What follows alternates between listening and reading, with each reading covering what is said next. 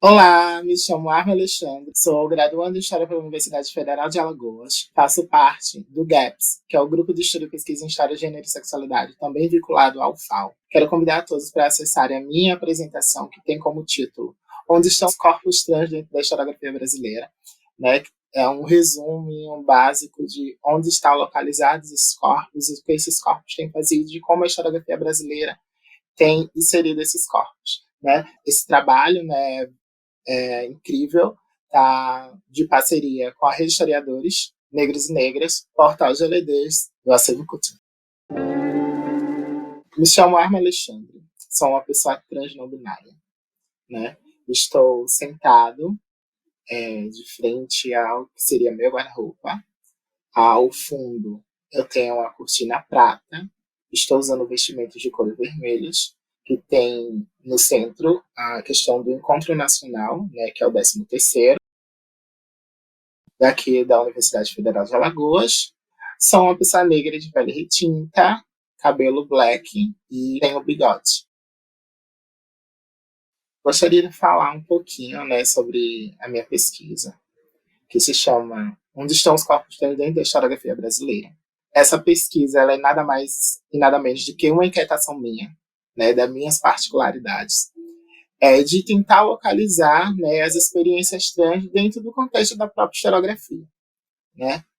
E isso também é uma bola dentro, pensando também de forma de inquietação, de como também foram publicadas as últimas nossas histórias, né, que foram envolvidas literalmente por homens e mulheres negras, né, e o enfoque real, assim, população LGBTQIA+, com enfoque na presença de homens gays. Então, senti a necessidade de escrever onde estariam essas experiências trans, né, e de como elas estão localizadas, em que contextos, né. Então, é de muita grande relevância pensar que essa pesquisa é um fruto de uma inquietação de uma pessoa trans, não binária, negra, né, acho que é importante frisar isso, e tentar localizar de como essas experiências, né, da questões trans, travestis e transexuais, elas vão começar a mapear o imaginário da população brasileira, de como ela vai começar a se construir dentro desse universo que é a história. Né? Eu acho que é importante a gente pensar as relações entre o universo trans, períodos de carnaval, instituições de poder e os discursos da atualidade acerca das negações dessas identidades. Né? Esses são o que seriam assim os principais pilares. Né? Por quê? Dentro do período do carnaval, é muito comum, dentro da nossa sociedade, a gente viver as invenções, né? As invenções de grandes personagens, né, do cotidiano, a invenção dos papéis sociais, do que seria homem e mulher, que é muito comum, prática corriqueira, né? Os homens se vestirem de mulheres durante esse período, algumas mulheres se vestirem de homens, e é nesse contexto de experimentações que o carnaval vai possibilitar que a gente consegue ver o bom, né, dessas experiências trans, que surge até então, em determinados períodos, entre 70 e 80, a gente tem muito ainda a ideia do gay afeminado, né, dentro da linguagem, dentro do universo, o gay afeminado, que é esse gay com excessos de arquetipos de feminilidades, que vão viver essa questão somente dentro do carnaval. E as experiências trans não. Ela inverte, elas estraçalham essa naturalidade de inversão de papéis, né? Quando se pensa, passou quarta-feira de cinzas, e por que ainda esses homens, né, digamos assim, ainda vão estar vestidos de mulheres? E aí é quando a gente começa a ver as questões trans aparecendo, né? E a gente tem grandes figuras, né, como Tina Rodrigues, que faleceu em 2020 para 2021, né, cerca de Covid-19, que era uma trans do Ceará, que vai, assim, mapear perfeitamente, né, e ela não aparece apenas nessa pesquisa minha, assim, de uso de imagem, né, e trazer essa visibilidade, mas ela também aparece no trabalho do meu orientador, Elias Veras, né, quando ele está falando das experiências travestis e transexuais no Ceará. E pegando esse boom do carnaval, a gente consegue mapear, por exemplo, o problema que vai ser, que essa nova emergência de identidade vai causar no imaginário da população brasileira, né? E aí é onde entra os discursos de instituições de poder, né? Aí vem toda uma discussão médica tratando essas identidades como patologias. Vai ser os discursos que vão regrar o que vai ser essa experiência trans, no que é que ela pode, o que é que ela não pode acessar enquanto um corpo político. É entender também que essa identidade é política e por que essa identidade, em determinados contextos, elas ainda estão colocadas em espaços marginalizados, como prostituição, aumento dos casos de homicídios. Então, assim, existe todo um discurso médico legalizado como natural que vai dizer que esses corpos eles são corpos abjetos, né? Eles são corpos que não pertencem à naturalidade. E aí é onde vem a questão de onde estão esses corpos trans dentro da historiografia. Eles estão nesses lugares que vão ser condicionados a ela, né? Dentro da prostituição, marginalidade, criminalidade, né? E aí é esse imaginário que vai rodear todas as experiências trans de uma forma hegemônica, mas não são todas as pessoas trans que estão inseridas dentro desse contexto, tá? E quando a gente pega, a gente precisa deixar claro, né, que quando a gente está falando dessas experiências trans, a gente também precisa invocar alguns dispositivos de recortes para a gente entender o nível que esse discurso vai causar, tá? Quando eu estou fazendo isso, eu faço um recorte racial. Quando eu pego as experiências trans e faço um recorte racial, eu entendo que 80% da população trans negra, seja ela transfeminina, transmasculina ou travesti, estão dentro do espaço de marginalizações como a prostituição. Se eu faço um recorte dessa experiência através da violência e pensando ainda no debate racial, essas mulheres trans e trans no geral estão em um número maior de casos de homicídios. Então, assim, não é algo experiente. Isso é o que a gente consegue mapear com os dados da ANTRA, do GGB, até mesmo aqui mesmo em Alagoas, o o contexto que eu estou inserido, é o contexto que eu vivo, a gente consegue mapear pouco essas questões de violência da população trans. E aí é onde parte e vem também, né, as conquistas que essa população trans ela vai tendo, né, a partir da revogação de direito, né, pegando a ideia do transfeminismo, que vai ter como base epistemológica e de espelho, né, para pensar como um movimento, o feminismo negro. Então, o transfeminismo ele é uma corrente teórica que vai validar a experiência das pessoas trans, né?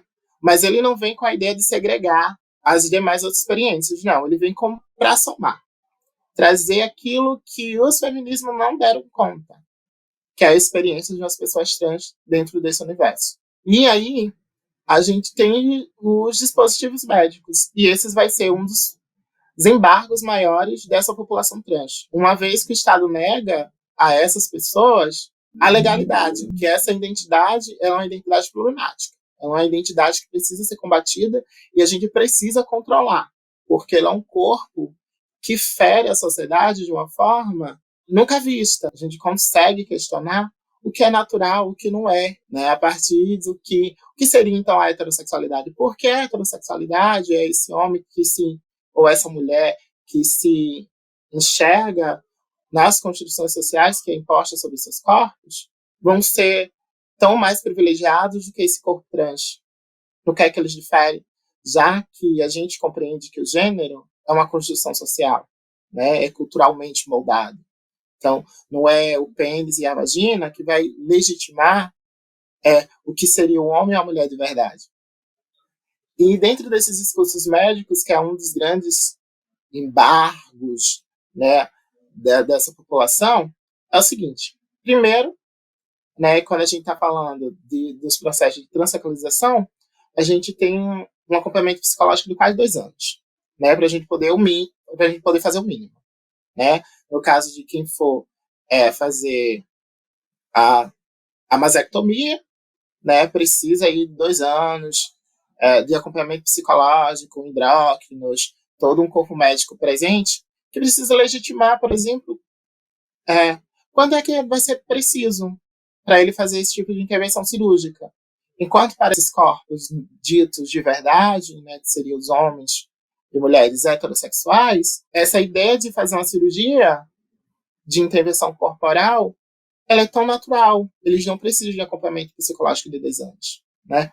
Então, assim, por mais que a gente tenha avançado nas questões de debates e de conquistas, ainda a sociedade brasileira tem ainda criado mecanismos que dificultem os acessos da gente, nós, população trans, a grandes esferas de poder, né?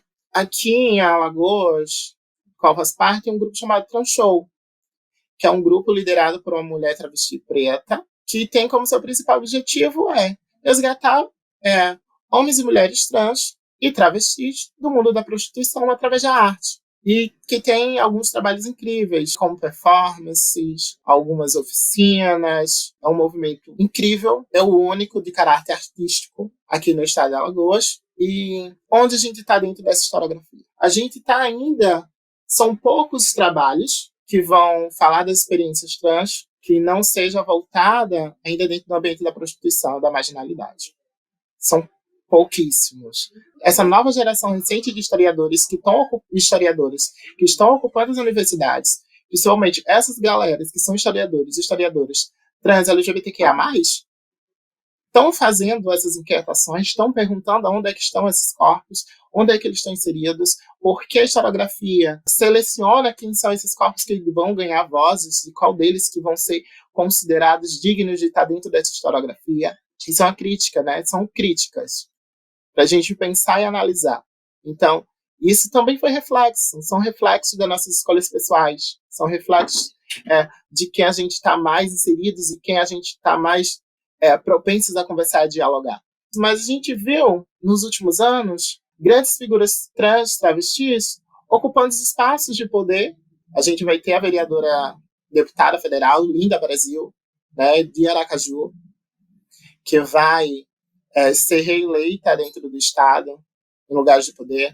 A gente vai ter figuras como Erika Hilton, Doge Leal, e eu acho que para dimensionar as nossas conquistas, nós mesmos, nós pessoas trans, precisamos das vozes, né, as nossas experiências, precisamos escrever, não só dentro do espaço acadêmico, tá? Eu acho que o mais importante é a gente ocupar diversos espaços. A academia é mas a gente não precisa se limitar apenas à academia. A gente pode ocupar espaços de dança, no teatro, nas escolas, né? A professora Letícia está mostrando aí, Letícia Nascimento, autora do livro Transfeminismo, está mostrando aí que a gente consegue ser um corpo trans, travesti, gordo, preto, ocupando os espaços de escolas, né? A gente tem Maria Clara Araújo também, da UFPE, fazendo diálogos entre questões de crianças trans dentro do ambiente da pedagogia, né? Renovando aí esse cerco. Então, existem grandes possibilidades de discutindo em vários espaços, né? E fica crítica, porque muitas vezes não somos chamados para ocupar espaços. Por que essa resistência? Sabe?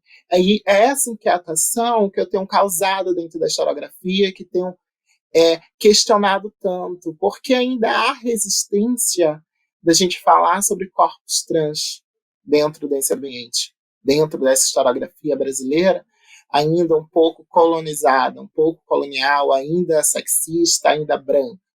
São essas inquietações. Não quero trazer aqui finalizações, né? Trago as inquietações para a gente fazer as reflexões internas e externas de nós mesmos e as estruturas que estamos ocupando, e porque a gente ainda não está trazendo esses tipos de discussões para dentro da universidade e fora da universidade. Nessa comunicação, eu tenho que questionar a historiografia, pensando como base transfeminismo, as correntes teóricas de transfeminismo, que seria esse movimento, né, de mulheres trans, travestis e homens trans, pensando as suas experiências e validando essas suas experiências enquanto sujeitos históricos e corpos políticos. Questionei um pouco de como a historiografia ainda é colonial, ainda é uma historiografia sexista, e nada mais e nada menos do que uma historiografia ainda muito heterossexual, né? E os movimentos de resistência de que esse espaço vai ter ao inserir esses corpos trans. E, por último, é a questão de discurso, de como os discursos de Estado, os discursos médicos vão construir e vão legitimar ainda mecanismos de opressões sobre a experiência de mulheres trans, homens trans e travestis dentro da historiografia brasileira.